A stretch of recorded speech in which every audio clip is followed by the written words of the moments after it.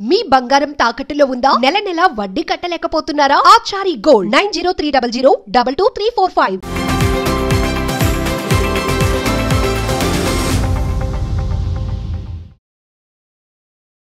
నమస్తే, welcome to Magna TV. నేను ఆదిత్య. పాకిస్తాన్ భారత్తో యుద్ధ నేపథ్యంలో పాకిస్తాన్ అటాక్ని మన వాళ్ళు ఎలా తిప్పికొడుతున్నారో మనం చూస్తూనే ఉన్నాం. తాజాగా 2 రోజుల నుంచి వాళ్ళు ఎలాంటి బాంబులు మనపై ప్రయోగించినా కానీ అట్లీస్ట్ దాన్ని గాల్లో నుంచి కింద వరకు కూడా రాకుండా మన వాళ్ళు ఉపయోగిస్తున్నటువంటి టెక్నాలజీ కానీ మన వాళ్ళు చూపిస్తున్నటువంటి ఏదైతే ఆ టాలెంట్ ఇదంతా కూడా మనం చూస్తూనే ఉన్నాం. మరి దీని గురించి పూర్తి వివరాలు తెలుసుకునే ప్రయత్నం చేద్దాం. ప్రస్తుతానికి మనతో పాటు స్టూడియోలో ఉన్నారు ప్రముఖ అనలిస్ట్ జగదేవ్ గారు. సో ఏమాత్రం లేట్ చేయకుండా సార్తో మాట్లాడతాం. సార్ నమస్కారం. సార్ నమస్తే సార్. భారత్ పాక్ యుద్ధ నేపథ్యంలో వాళ్ళు డ్రోన్స్తో మన మీద అటాక్ చేయాలన్నా కానీ అట్లీస్ట్ వాటిని కింద కూడా రానివ్వట్లే మన వాళ్ళు. అండ్ ఏదైతే మన బోర్డర్లో ఉన్నటువంటి స్టేట్స్ ఉన్నాయో కంప్లీట్గా మన వాళ్ళు వాళ్ళ ఆధీనంలోకి తెచ్చుకున్నారు, ప్రజలను కానీ ప్రాంతాలను కానీ. సో ఓవరాల్గా అసలు టెక్నాలజీ పరంగా మనం ఏ స్థాయిలో ఉన్నామో మీ మాటల ద్వారా. ఇంతవరకు పాకిస్తాన్ సంబంధించి చాలా అటాక్స్ జరిగాయి. ఏది పార్లమెంట్ మీద దాడి, మన గోకుల్ చాటు, దిల్షుక్ నగర్ పేలుళ్ళు, లుంబిని పార్కు, ముంబై హోటల్ తాజ్ పేలుళ్ళు, తర్వాత పుల్వామా.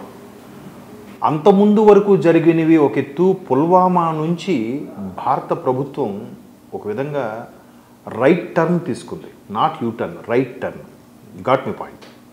సో రైట్ టర్న్ ఎందుకన్నానంటే పుల్వామా దాడి, నేను ఆ పుల్వామా తర్వాత అక్కడికి 1 year తర్వాత ఇప్పుడు వెళ్ళి చూశాను.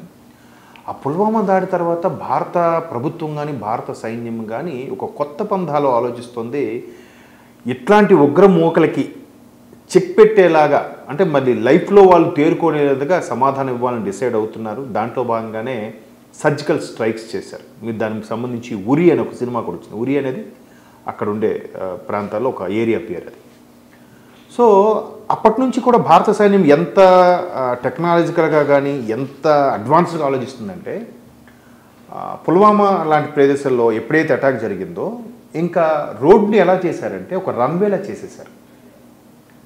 ఆ కాన్సెప్ట్ని భారతదేశంలో చాలా హైవేల మీద కూడా ఇంప్లిమెంట్ చేశారు. ఎంత ఇంప్లిమెంట్ చేశారంటే ఆల్మోస్ట్ ఆల్ ఒక 5 kilometers రన్వేలా చేసేసి స్ట్రెయిట్గా ఉండే హైవేని ఇంకాస్త వెడల్పు చేసి మధ్యలో బారికేడ్లు డివైడర్లు లేకుండా ఒక రన్వేలా తయారు చేస్తున్నారు. నాట్ ఓన్లీ బార్డర్ ఏరియాస్, మన భారతదేశం మొత్తం కూడా.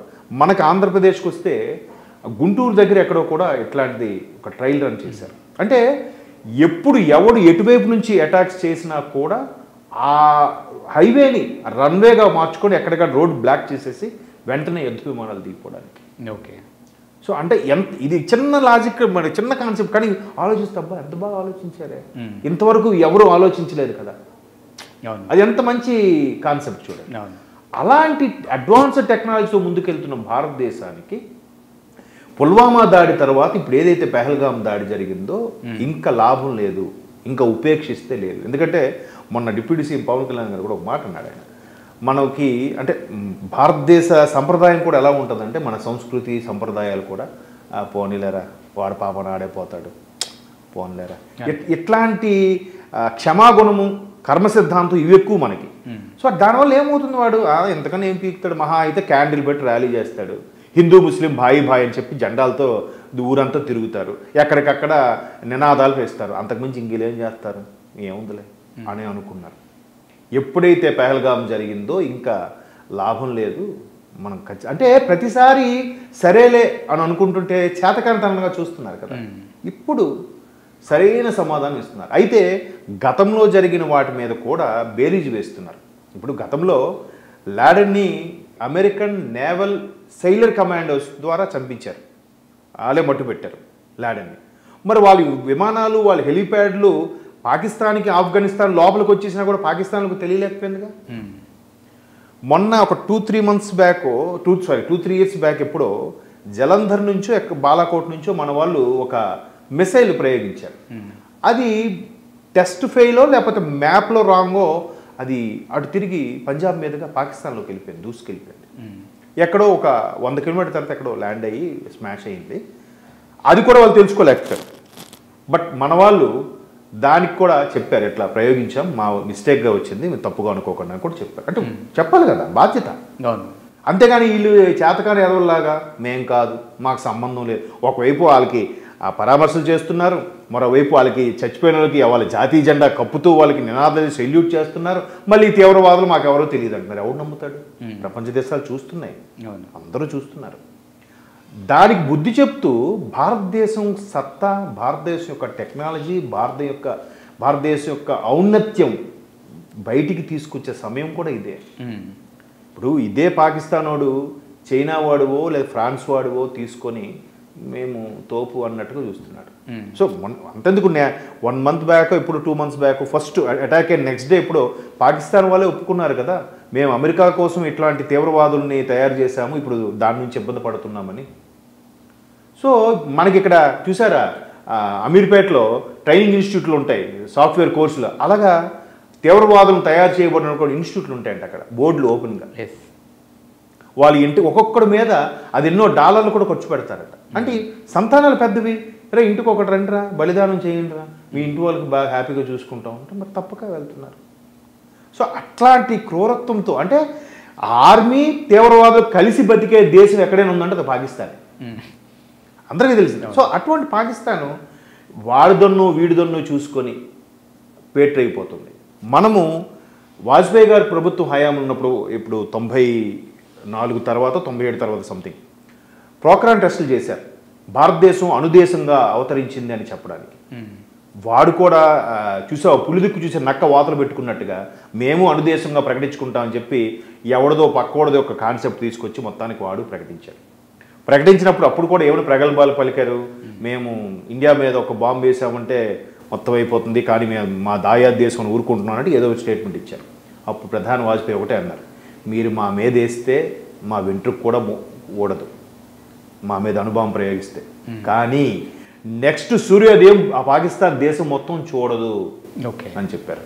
చూసారు బాలయ్య గారు డైలాగ్, నెక్స్ట్ బర్త్డే ఉండవు అన్నట్టు, సూర్యోదయమే చూడదు మీ దేశం అని చెప్పాడు ఆయన. దాంట్లో ఎంత డెప్త్ మీనింగ్ ఉంది, ఇప్పుడు అది కనబడుతుంది. అది ఈ అంటే మింగడానికి మెతుకు లేదు, మేసాలకి సంపంగ నూనె అన్నట్టు నీకు తిండికి లేదు, నీ జీడిపి పడిపోయింది, పప్పులు ఉప్పులు నిత్యావసర సరుకులు పెట్రోలు విట్రోలు అన్నీ కూడా వందల్లో వేలల్లో ఉంటే సామాన్య జనం ఏం బతుకుతారని. అట్లాంటి బతకలేని పరిస్థితి ఉంటే వాళ్ళని అది పట్టించుకోకుండా తెచ్చి అప్పులు, IMF నుంచి అప్పులు తెచ్చి, ఆ టాస్క్ ఫోర్స్ నుంచి అప్పులు తీసుకొచ్చి, ఆ ఫండ్ టాస్క్ ఫోర్స్ ఏదో ఉంది కదా వాటి నుంచి కూడా మొబిలైజ్ చేసి ఆ G7 దేశాలు రిక్వెస్ట్ చేసుకొని తెచ్చిందంతా ఇటు ధారపోస్తున్నాడు. అవసరమా నీకు? పైగా అన్నీ అప్పు తెచ్చుకుని అరువు తెచ్చుకున్నవి. మరోవైపు చైనా వాడు నీకెందుకు నేను ఉన్నానని అంటున్నాడు. ఆడి బాధ ఏంటి, మీకు అప్పు ఉంది, మీకు అప్పు ఉందా, నేను ఇస్తాను వాళ్ళని తీర్చి అంటున్నాడు. మీ మీద ప్రేమ, మీ ఇంటి మీద కొన్నేసాడు కాబట్టి అది మీకు ఇస్తాను తీసుకొని మీరు తీర్చండి అని అంటున్నాడు. అప్పుడు మీరు నాకు అప్పు అవుతారుగా, తీర్చలేకేమవుతారు వీళ్ళు రాసే వాళ్ళ. ఆడి కాన్సెప్ట్ అది. ఇప్పుడు ఏదైతే వాడు పాక్ ఆక్రమిత కాశ్మీర్ నుంచి కేబుల్ లైన్ పైప్ లైన్ వేసుకుంటున్నాడు, మెగా పైప్ లైన్, అది వాడు ఇప్పటికే ఎన్నో $1 బిలియన్ ఖర్చు పెట్టాడు. అది కాక $60 బిలియన్, $60 బిలియన్ ఎంతో పాకిస్తాన్కి అప్పిచ్చుకో అన్నాడంట చైనా వాడు. ఇప్పుడు దాన్ని ఎప్పుడు తీరుస్తాడు? ఈ జన్మకి ఈ కలియుగం మొత్తం మీద తీర్చగలరా? సరే వాడి దగ్గర వీడి దగ్గర తెచ్చుకొని ఏదో టెక్నాలజీ మాకు ఉంది, రాడార్ వ్యవస్థ ఉంది, మిసైల్స్ ఉన్నాయి. ఇప్పుడు మొన్న కూడా మిసైల్ చేశారుగా, ఉన్న ఒక మిసైల్ ఎందుకు మిస్యూజ్ చేసుకుంటారు అయింది. మన వాళ్ళు ఏం చేశారు, మన వాళ్ళు కూడా డ్రోన్స్తో అటాక్ చేసి మెయిన్ అయిన కరాచీ, లాహోరు, ఇస్లామాబాదు వాటివన్నిటి మీద కూడా మెయిన్ స్థావరాల మీద ఎలాగో తీవ్రవాద స్థావరాల మీద అటాక్ చేశారు, అది అందరికీ తెలిసిందే. 9 స్థావరాల మీద చేస్తే దగ్గర 80 మంది వరకు పోయారు, అధికారిక ప్రకటన. అనధికారికంగా ఎంతమంది చచ్చిపోయారో తెలియదు, చెప్పుకోలేరు కదా, తేలుకుంటుంది దొంగల. ఇంకా ఎక్కువ మందే చచ్చుంటారు. చనిపోయిన వాడు ఏమైనా దేశభక్తి ఆర్మీ జవాన్లా కాదు. అటు ప్రకాష్ రాజ్ గారు అన్నట్టు, అరే ఎంతమందిని చంపేసావేంటరా, పోలీసు వాళ్ళు అంటే మీరు ట్రైనింగ్ ఇచ్చి తయారు చేసుకుంటారు, ఈ తీవ్రవాదులు నేను ఎక్కడ తయారు చేయరా అంటాడు పోకిరి సినిమాలో. సేమ్ అలాగే ఉంది పాకిస్తాన్ పరిస్థితి. సో వాడేదో ఆడ దేశం నుంచి ఈ దేశం కొనుక్కున్న సరి కదా ఏదో ప్రయోగిస్తారంటే అవన్నీ తుస్సే. మనకి వెనకటి ఒక సామెత ఉంది, చైనా ప్రోడక్ట్ ఏది కూడా ఎక్కువ రోజులు కలుగుతుందని. సేమ్ ఎగ్జాక్ట్లీ వీడు కూడా ఏదైతే రాడార్ వ్యవస్థ BMV అనేది రాడార్ వ్యవస్థ టెక్నాలజీ చూస్తున్నాడంట. సో అది ఉంది, నడుస్తుందని ఫీల్ అవుతున్నాడు. గతంలో లారెన్ చంపినప్పుడు ఎంటర్ అయ్యింది, తెలుసుకోలేకపోయాడు. జలంధర్ నుంచి ఒక టెస్ట్ చేశాము, అది లోపలికి వెళ్ళింది, తెలుసుకోలేకపోయాడు. నిన్న మన డ్రోన్లు అంటే ఆల్మోస్ట్ ఆల్ డాగా అనే కాన్సెప్ట్తో మన ఆర్మీ వాళ్ళు డ్రోన్స్ తీసుకొచ్చారు, చిన్న చిన్న పక్షుల్లాంటివి కూడా. ఇది కొంచెం పెద్ద డ్రోన్, ఎందుకంటే ఎక్కువ క్యారీ చేయాలి కాబట్టి పెద్ద డ్రోన్ తీసుకెళ్ళి ఆ హెడ్ క్వార్టర్స్లో 1 of the 9 నెంబర్ అనే హెడ్ క్వార్టర్ మీద మొత్తం చేశారు. ఆ టెక్నాలజీ వ్యవస్థ అంతా దొబ్బిద్దాలకి. వాళ్ళ దేశంలోకి ఏ వెళ్ళినా ఇప్పుడు తెలియదు, బయటికి మాత్రం మేకపోతే గాంభీరం. ఇదిలా ఉంది చాలదన్నట్టు అదంటే దాన్ని కట్టుకున్నవాడు వచ్చి కొడుతున్నాడు అంటే ఉంచుకున్నవాడు వచ్చి గిల్లాడట. అట్లాగా ఈ పక్క ఇది ఉంటే బలూచిస్తాడు వచ్చి వాడొక వైపు మోదీజీ మాకు ఒక్క మిసైల్ ఒకటి ఇవ్వండి చాలు మాకు, ఈ మొత్తం పాకిస్తానే లేపేస్తాం. తీరా బలూచిస్తాన్ మీద ఒక ఆర్టికల్ చదివితే ఏం తెలిసిందంటే 48లో ఏదైతే విభజన జరిగిన తర్వాత మహమ్మద్ అలీ జిన్నా గారి నేతృత్వంలో పాకిస్తాన్ ఏర్పడిన తర్వాత అదే పాకిస్తాన్ ఆర్మీతో అంతవరకు స్వతంత్ర ప్రతిపత్తిగా ఉన్న బలూచిస్తాన్ని ఈ ఆర్మీ వెళ్ళి ఆక్యుపై చేసిందంట. మరి వాళ్ళకి మండదా? సేమ్ ఆ సంతతంతా కూడా ఇప్పుడు ఒక్కసారిగా 2002లో ఎప్పుడో వాళ్ళు BLA అని ఏర్పాటు చేశారు.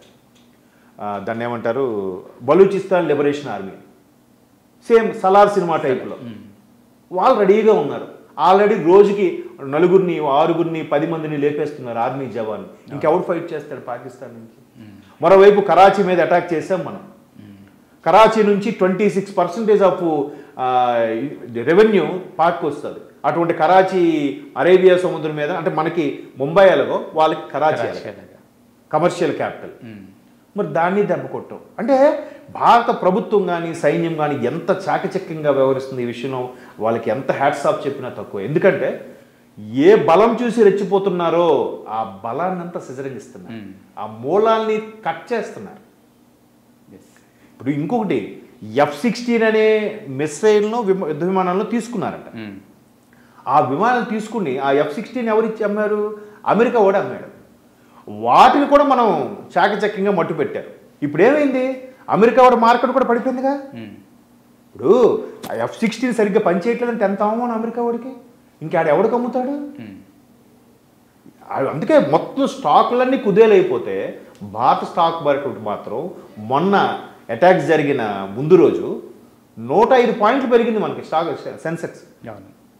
మరి పాక్ సెన్సెక్స్ ఇంకా లైఫ్లో కోలుకోలేట్టుగా పడిపోయిందంట. అంటే చూడండి భారతదేశం యొక్క గొప్పతనం అంటే మనం ఎన్ని రకాలుగా చెప్పుకోవచ్చు అంటే ప్రతి ఎక్కడో సునామీ వచ్చినా, ఎక్కడో భూకంపం వచ్చినా, ఎక్కడో వరదలు వచ్చినా ఇక్కడ షేర్ మార్కెట్ పడిపోద్ది. అలాంటిది మనం వాళ్ళ మీద అటాక్ చేస్తే షేర్ మార్కెట్ పెరగడం ఏంటంటే ఎంత అద్భుతం కదా అది. సో అది భారతదేశం యొక్క రేంజ్. ఇది ఒక్క పాకిస్తాన్కి కాదు, మన మీద కత్తి నూరుతున్న బయటికి మాత్రం నవ్వుతూ లోపల ధృతరాష్ట్రుడు కౌగిలిచ్చే చైనా లాంటి దేశాలకు అందరికి కూడా చెంపపెట్టు. పైగా ఇజ్రాయెల్ లాంటి దేశాలు మనం సహాయం అడగకపోయినా రెడీగా ఉన్నాయి. మీరు అన్నాడు చాలు వచ్చేస్తాం అంటున్నారు. కార్గిల్ సమయంలో కూడా ఇజ్రాయెల్ వాళ్ళు సెపరేట్గా మనకి MiG-20 విమానాలు కూడా పంపించారు. అంటే భారతదేశం మొన్న బడ్జెట్లో కూడా 60,000 కోట్లు ఎందుకు కేటాయించిందండి? ఎందుకు కేటాయించింది? ఇలాంటి ఎదవలు ఉన్నారు కాబట్టి. ప్రపంచంలోనే 2వ అతిపెద్ద సైన్యం ఉన్న దేశం మందే. ఫస్ట్ రష్యా నాకు తెలిసి, రెండవది భారతదేశం. ఇంత భారతదేశాన్ని వాడు ఢీకొట్టాలంటే కొండను ఢీకొట్టడానికి వాడికి ఏం ధైర్యం అండి? కాకపోతే భయం. ఆల్రెడీ ప్రధాని లాంటి వాళ్ళు బంకర్లోకి వెళ్ళిపోయారు. ఆర్మీ జవాన్లు కొంతమంది పారిపోతున్నారు, కొంతమంది తలదాచుకొని విదేశాలు స్కిప్ అయిపోతున్నారు. ఇంకెవరు చేస్తారు? ప్రజలందరూ ఏమవుతారు? పోనీ ప్రజలకి అయ్యో పాపం అంటే వాళ్ళు కూడా ఎలా తయారయ్యారు? మొన్న ఎవరో ఆ టీవీ ఆర్టిస్ట్ ఏడ్ చేసింది కదా, మా అమాయకు చనిపోయారని. అంటే ప్రజల్లో కూడా ఫీలింగ్ ఉందన్నమాట. అంటే మీరు తీవ్రవాదాలు ఎంకరేజ్ చేస్తారా? మీరు ఒకవేళ చేయలేదు, మేము చేయలేదు, ఇది ఖండిస్తున్నాం, ఇది ఎవరు చేసినా తప్పేరు ఒక మాట అన్నారా? అనలేదు. సంకలు గుద్దుకున్నారు, సెలబ్రేషన్ చేసుకున్నారు. ఈ ఢిల్లీలో ఉన్న పాక్ ఎంబసీలో కూడా కేకులు కట్ చేశారు. మీకేం మానవత్వం ఉందా? మనుషులేనా మీరు? బతికే అర్హత మీకుందా? సో అంటే ఇలా చెప్పుకుంటూ పోతే భారతదేశ గొప్పతనం ఎంత ఉంది, మన రేంజ్ ప్రపంచానికి అంటే మోదీ గారు కూడా ప్రధాని అయిన మొదటి నుంచి కూడా ప్రపంచ దేశాలందరికీ కలిసి కరచాలనం ఎందుకు ఇస్తున్నాడు? దాని మీద ప్రతిపక్షాలు ఊరికే భారత ప్రభుత్వం ఖర్చు పెరిగిపోతుంది, ఇన్ని దేశాలు తిరిగాడు, గడిచిన 5 ఏళ్ళలో 132 దేశాలు తిరిగాడు, ఇట్లా లెక్క పెడుతున్నారు. ఇప్పుడు ఏమైంది? అందరూ మనకు సపోర్టే. అంటే ఆ పలకరింపు వల్ల వచ్చిన ఇది చూడండి, బెనిఫిట్స్ చూడండి. పైగా భారతీయుడు లేని దేశం అంటూ లేదు 194 దేశాల్లో. మరి అయిపోయిందా? వీళ్ళకి ఇప్పుడు ప్రజలు కూడా రేపు పొద్దున్న బతకలేని పరిస్థితుల్లో వేరే దేశం పారిపోయినా కూడా బాబు నువ్వు పాకిస్తాన్కి వచ్చావు ముందు పాస్పోర్ట్ చూసాడు సైడ్ ఇప్పుడు పక్కన నిలబడమ్మా అందరిని పంపిస్తారు పక్కన నిలబడతాడు. షారుఖ్ ఖాన్ని కమల్ హాసన్ ఆపేశారండి అమెరికాలో. ఇదంతా అండి ఇంకా ఈ దేశం నుంచి వచ్చేవాళ్ళంటే ఇంకా అదే యాంగిల్లో చూస్తారు కదా అందరినీ. ఇంకా వాళ్ళకి అర్థం అవ్వట్లేదు. బట్ ఫీల్ అవుతున్నారు అనవసరంగా గెలుక్కున్నామురా, అనవసరంగా చేసామురా, ఆ నవవధువు సింధూరాన్ని తుడిపాము, ఇప్పుడు వాళ్ళకి రక్త సింధూరమే. Yes, thank you.